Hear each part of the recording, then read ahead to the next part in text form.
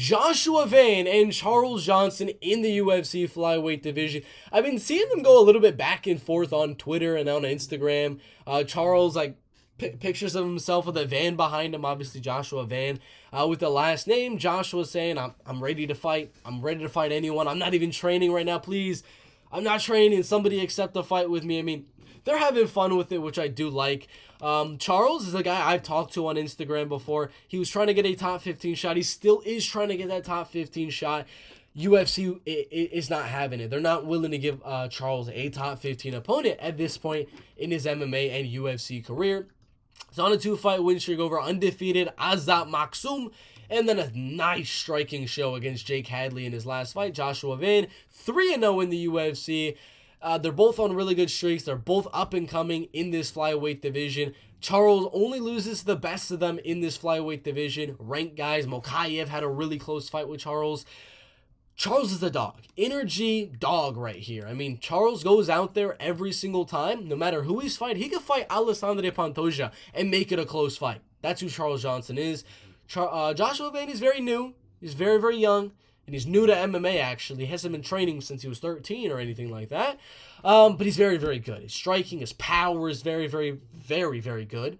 He is not that tall. He is not that lengthy. So the thing I'm kind of contemplating in my mind here is, can Josh Van come into that range? He's 5'5", 65 inches tall. His last few fights, I mean, obviously, he looked really good against Jalgas. Jalgas is a wrestler, but he was able to defend those takedowns and outstrike him. Cool. Obviously, he had the Felipe Buenas fight. He was able to outstrike him on the feet, able to knock him out. Very cool. Kevin Borges as well. I think Charles Johnson is a step up from all of these guys, 100%. 100%. And the reason I say that is he's a super fast striker. He's very, very, very good at moving around that cage. And he's taller and lengthier by a lot than Joshua Van. 5-inch reach advantage, 4-inch height advantage. And I think stylistically, a lot of people are saying, oh, Josh Van's just going to get inside that pocket and land on Charles Johnson. I don't think so. I don't actually think so. I was coming into this video right now ready to give you another favorite pick. Josh Van minus 173. I was ready to go out and say, yeah, I'm gonna go Charles Johnson to lose a 29-28 decision. That's what I was coming in here ready to say. The more and more that I kind of think about this fight, I was thinking about it earlier at lunch, and I was like, Josh is good. He's got slick boxing. He comes into that range very, very well. But I think as soon as he gets in that range, he's always going to eat a shot. Every time he's entering that range, he's going to eat a jab. He's going to eat a teep. He's going to eat a leg kick. Every single time.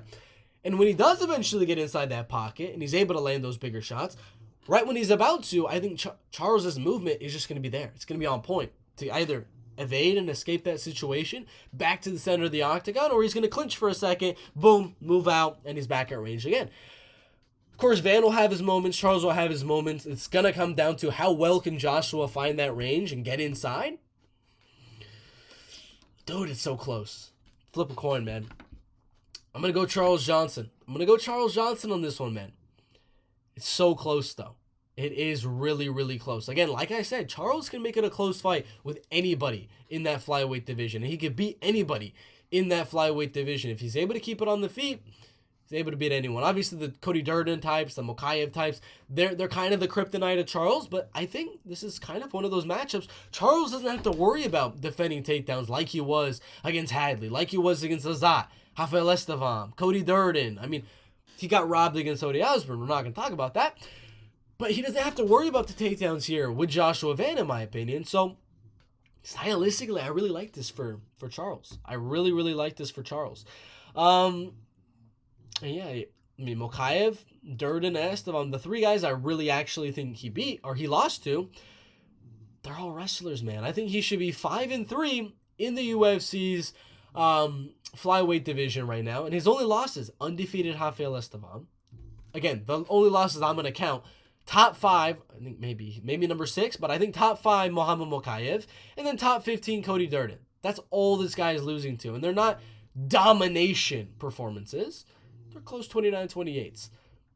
They're all wrestlers. And whenever he's going against those guys, he's able to outstrike them. Joshua Van, same thing. He's going against a lot of wrestlers and grapplers, and he's able to outstrike them. Now it's striker versus striker. I think Charles is a little bit better. That movement, that speed, that agility, that height, that range. Oh, it's so close. I'm very, very, very much looking forward to this. I was saying it earlier. I had the Drew Dober fight, Jasmine Jazz the Vicious, Fatima Klein fight, and Josh Van, Charles Johnson. Those are my top 3, with Montel Jackson Damota as my number 4. I can't wait. I can't wait. It's going to be a fun one. Charles Johnson, I got him by decision. Put him on the main card. God damn.